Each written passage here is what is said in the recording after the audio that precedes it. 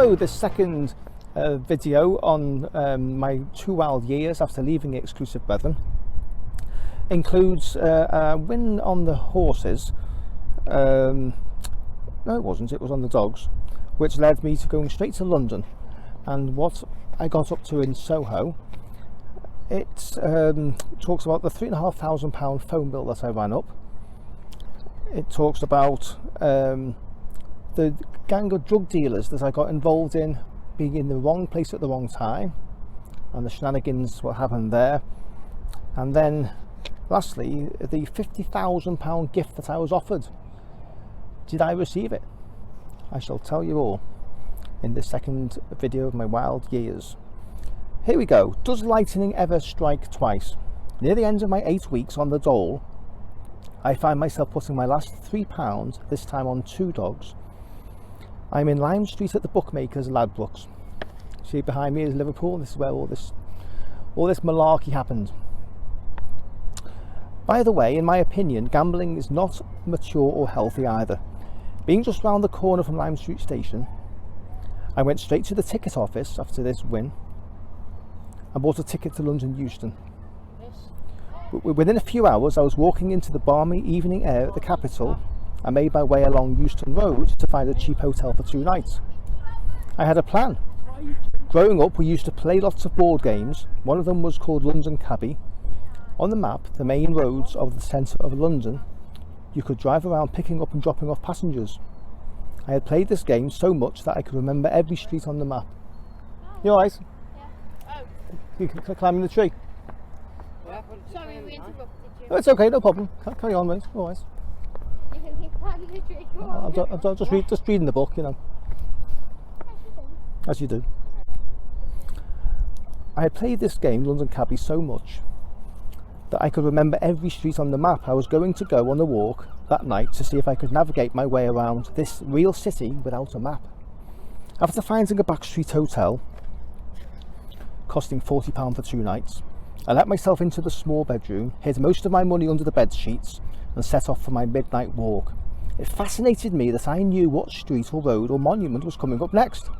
I felt like Dick Whittington, in control and on the verge of opportunity. Yeah, hiya. Sorry about this, but what book are you reading? A book called Cult Escape. What's it about? It's about when I was born into a religious cult, and I escaped after 22 years, and I've written a book to tell my story to help other people who are trapped. Is it short book? Yeah, and so I'm just narrating a chapter on video. So sorry about that. It's okay, no problem. Shut up, he's reading his stories. He's reading about his cult. I'm just putting the story on video. Is that yours? Have you made that story? Yeah. He's in a race. Bye. See you later. You. See you, mate. Right. Local kids. So I felt like Dick Whittington in control on the verge of opportunity, and it came all right in Soho. Pink and red neon lights lit up entrances everywhere. Ladies of the night stood outside encouraging people to come inside into their sex shows or peep shows. There was lots of flashing signs saying £2 live sex show. £2. My curiosity inevitably got the better of me. I realised that these were not safe places to be on your own, but £2 sounded reasonable to me, so I entered through a beaded curtain to see a scantily dressed girl at a desk. She asked me for the £2, then handed me a drinks menu. I declined until she said that I couldn't see the show unless I bought a drink. The cheapest drink was wine for £8 a glass. I ordered the wine. The girl told me to go down the stairs and take a seat, and she'd be down with the drink. I climbed down rickety wooden stairs into a musty, dimly lit basement room with a double bed in the middle. Around 2 of the walls were seats, partitioned off with curtains so you could only see the bed and not who else was watching. After a few minutes, the girl came down with the wine, which tasted like vinegar. She told me the show would begin soon and went back upstairs. I waited a long 5 minutes on my own. Then I heard voices and 2 men came down the stairs. They had come to see the show too, and I could see that they were tough looking with Cockney accents. They sat in the cubicle next to me, a curtain separating us. The girl came down with the drinks and I heard an argument start. The girl was demanding something like £40 for the drinks, and the men were saying that they were being ripped off. Suddenly, the girl shouted, Charlie, come, there's trouble here. Immediately the two men got up and ran up the stairs, with me right behind them. I wasn't going to stay there and find out who this Charlie was I? I didn't want to meet Charlie, whoever he was, and wasn't going to risk additional charges being added to get to see the show.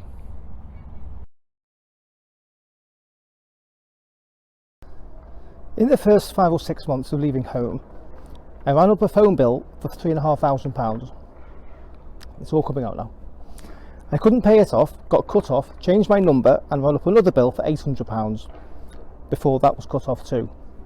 How can someone without any friends run up such a bill?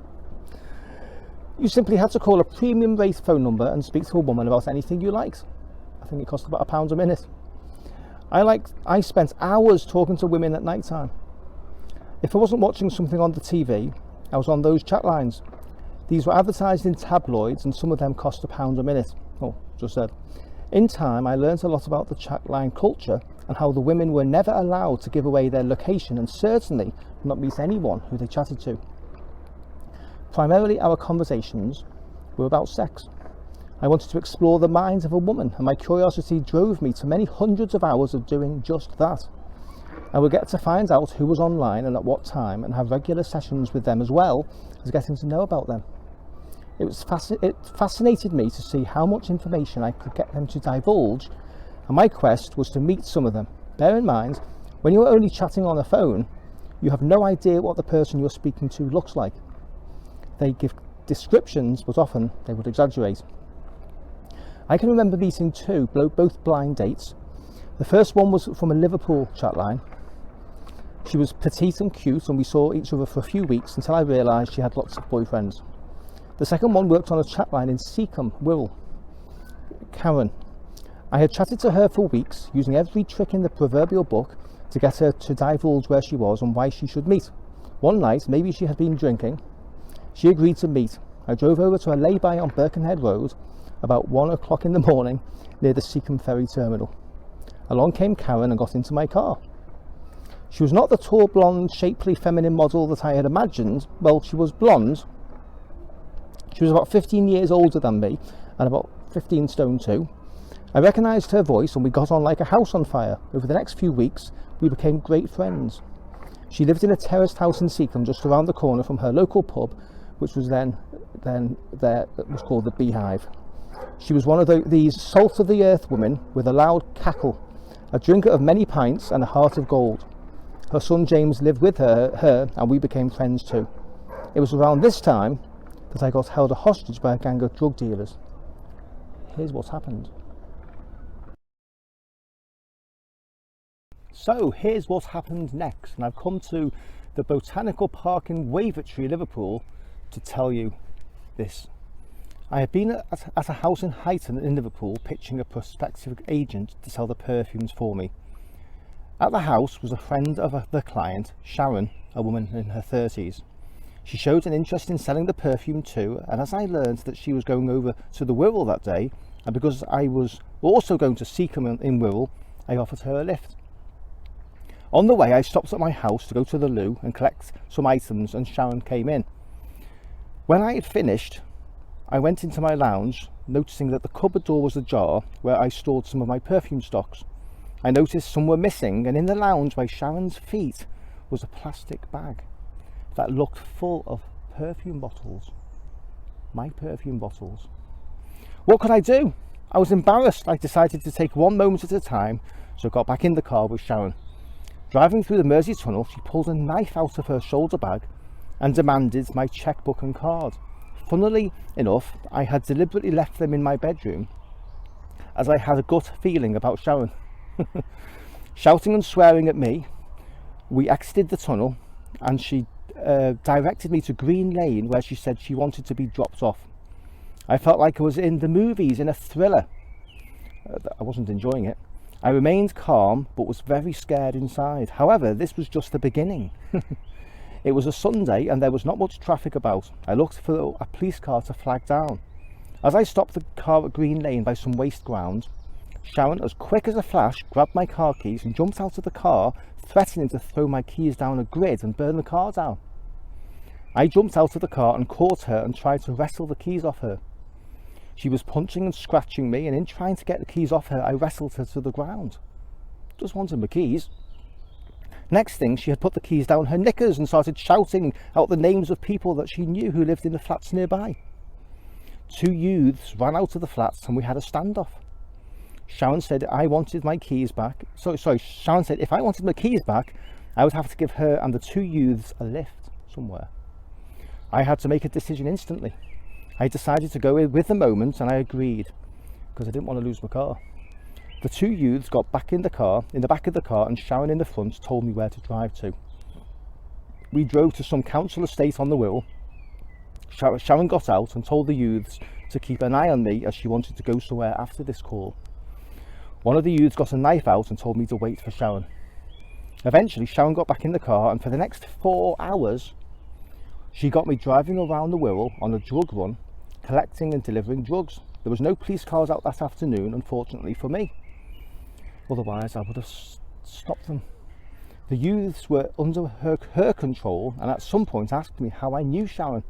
I told them that it had been a business situation, and they said I should have kept well away from her as she is a very dangerous drug dealer. After 4 hours, we had stopped outside a bungalow somewhere in Tranmere. Sharon went inside, and a few minutes later, a wild-looking man came out of the front door and pointed to me. I heard him shout, "Is that him?" I was gripped with fear, assuming that Sharon had told him about our scuffle. Suddenly, one of the youths said, "Drive off, mate, he's a psycho."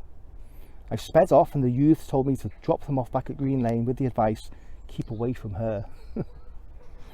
Feeling very relieved and shaken, I drove straight to Karen's in Seacombe, and I told her the whole story. Karen was very streetwise and said it would be dangerous to return to my apartment in Wavertree, as Sharon, this druggie, knew where I lived and might go there looking for me. I took her advice. She said I could stay at hers until things had died down. Fearing what she said could be true, I immediately drove back to my apartment. I stuffed my car with all my valuables, including my TV and clothes, and went to stay with Karen and her son James in Seacombe. I was to stay there for 3 months. It was the long hot summer of '89, and I have memories of many an idyllic day on the beach at New Brighton, or Newbow as we called it. I remember watching the Ashes with David Gower and Angus Fraser, failing to beat the Aussies that year. Simply Red was in the charts with the melancholy If You Don't Know Me By Now, as was Guns N' Roses with Sweet Child of Mine and Wind Beneath My Wings from my Bette Midler. Do you remember them? It was a 3-month holiday in effect, and pretty much every evening Karen and I would end up in the Beehive pub, half a minute's walk from her house. They were great nights of playing pool, drinking Black Russians and creme de menthe, and all being entertained by Karen and her cackles. On 2 occasions I was to get drunk. 2 out of the 4 times I've ever been drunk, as it happens. I just don't like hangovers. I'm still looking for a good reason to justify those nauseous, head-spinning hangovers, and have yet to find one.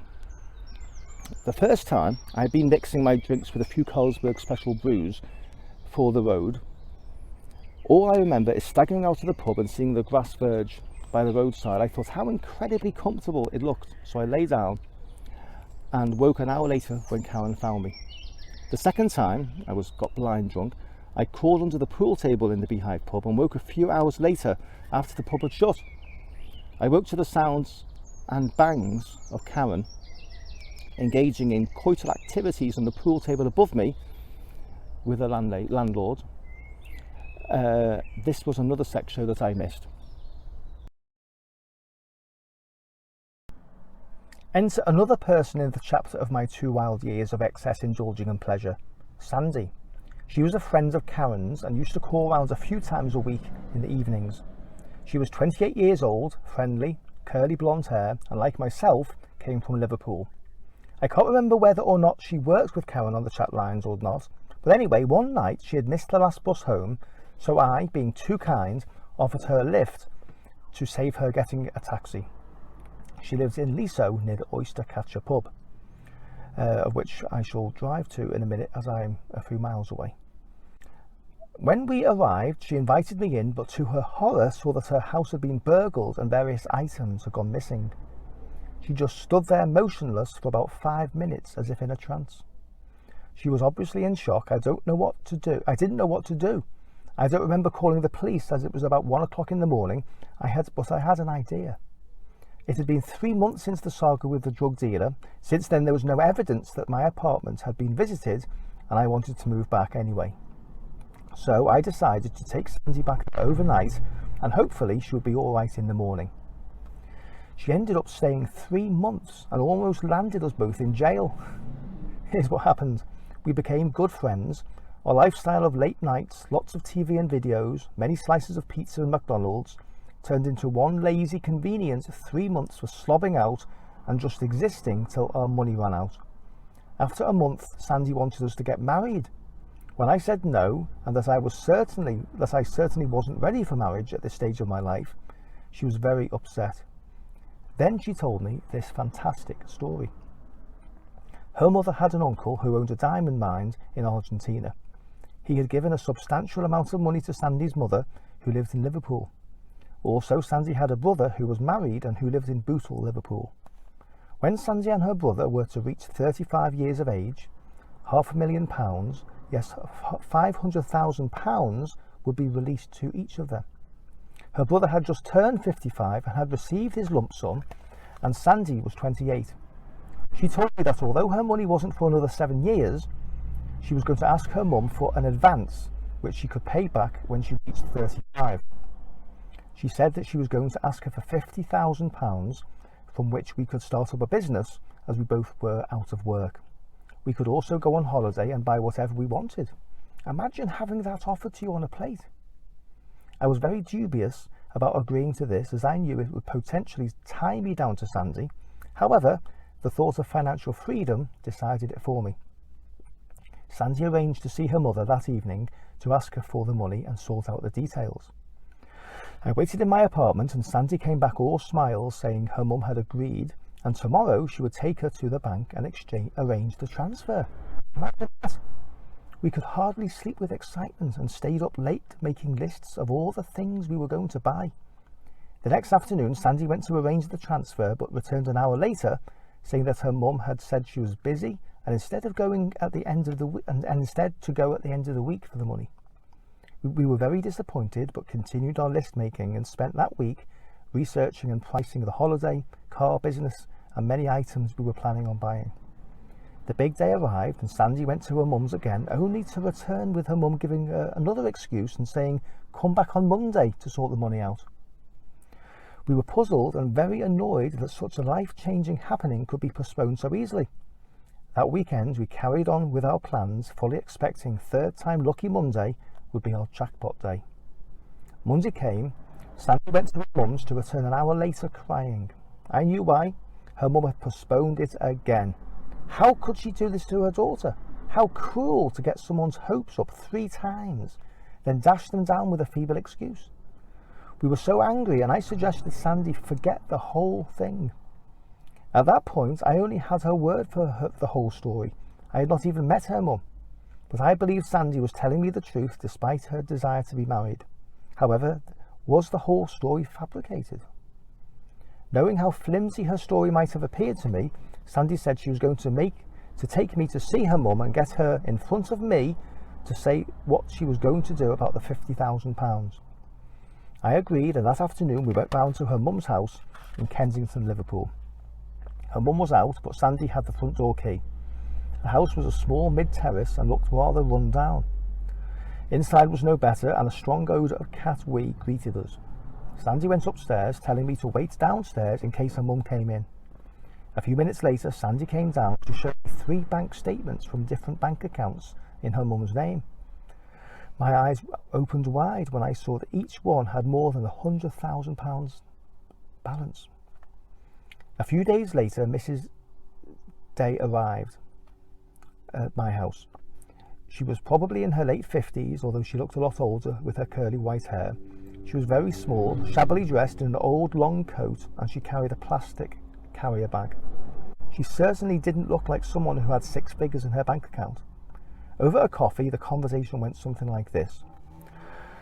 Sandy: Mum, this is John, my friend, who I told you about. We want to go into business together. Mrs. Day: that's Sandy's mum. Hello, John, nice to meet you. Me: Hello, Mrs. Day, nice to meet you too. Sandy: so Mum, are you still okay with giving me the £50,000 advance? Mrs. Day: yes, I will, but I need a favour. On Sunday, can John hire a car, I'll give him the money, and drive me to Sheffield to my husband's grave, then to Denbigh in Wales to see a friend. I'll give you the cash now for the car, then drop me back at my house, my flat, Sunday night, and pick me up in the morning at 9 o'clock. We will then go to the bank and I will draw out £2,000 cash and a banker's order for £48,000. Well, the jackpot was still on. I had heard it from the horse's mouth. It was a long wait to the weekend. On the Sunday morning, I went down to Avis Car Rental in Mount Pleasant with Sandy and hired an automatic Rover 820. It was a great car to drive. That day, I drove Mrs. Day and Sandy to Sheffield and the grave, had roast beef and Yorkshire pudding in a pub en route, then drove the 100 or so miles to Denbigh in North Wales to see a friend of hers. We arrived back in Liverpool at midnight and had an early night in preparation for the long-awaited following day. Actually, we didn't arrive back in Liverpool, we arrived back on the Wirral in Morton, where Mrs. May lived. That Monday morning's alarm clock was so welcome, I can tell you. We were outside Mrs. Day's house on the dot of 9 a.m. Sandy went in to collect her mum. I waited 3 minutes, then 5, then 10, then 15, then 20. Each minute my heart sunk deeper and a feeling of great frustration and anger built up. After 20 minutes, Sandy emerged and got in the car absolutely distraught. I remember shouting, "Don't tell me, I don't want to know. I don't want to hear another lie from your mum. She's a heartless FBCT, etc., etc." I drove the car back to Avis. Sandy told me later told me that her mum had said that it wasn't a good time and to come back in the week. That roller coaster disaster had been so emotionally draining. However, this wasn't the end of the story. Sandy had plan B, which was to ask her brother for an advance. She asked him and he said no. Plan C. Sandy told me that when her dad had died, when she was very young, he had left her £5,000 in a national savings interest account. She felt so sorry for the saga and the stress that her mum had caused me that she wanted to draw out the money and give it to me. I point blank refused. I could not take any money that her deceased father had left her, so no way.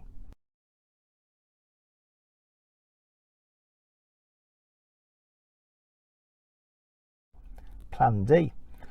She would find out the interest of that account that had accrued, give it to me and leave the original £5,000 in the account. Foolishly, I agreed.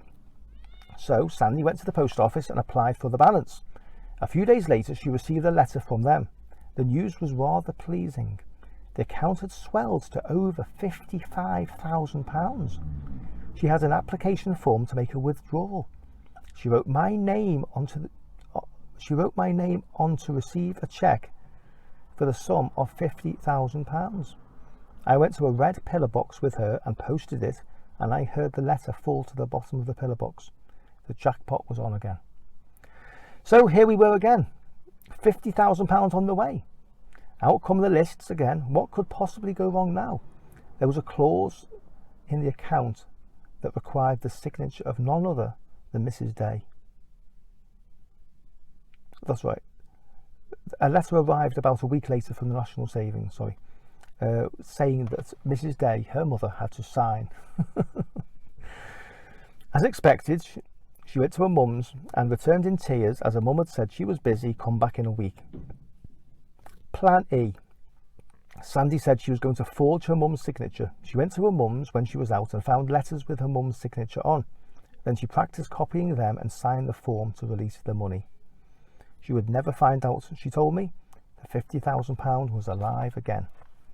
That afternoon, I called to see someone who had left the Exclusive Brethren years before I did, Arnold Westwood. He had been a banker and accountant. I trusted him and told him the whole story from beginning to end. When I had finished, he said, "Tell Sandy to get on the phone and cancel that request form immediately. With such a large sum of money, the bank will around to see Mrs. Day to verify her signature. Sandy will end up in prison and you might be involved too." What a shock. I went straight back to Sandy and told her what Arnold told me. She called the National Savings and successfully cancelled the request immediately over the phone. End of story. A week later, Sandy moved out and I never saw her again. There were no hard feelings, but life had to move on. In 10 years' time, I would have been 33. Maybe there was a lesson to be learned here. Don't chase money.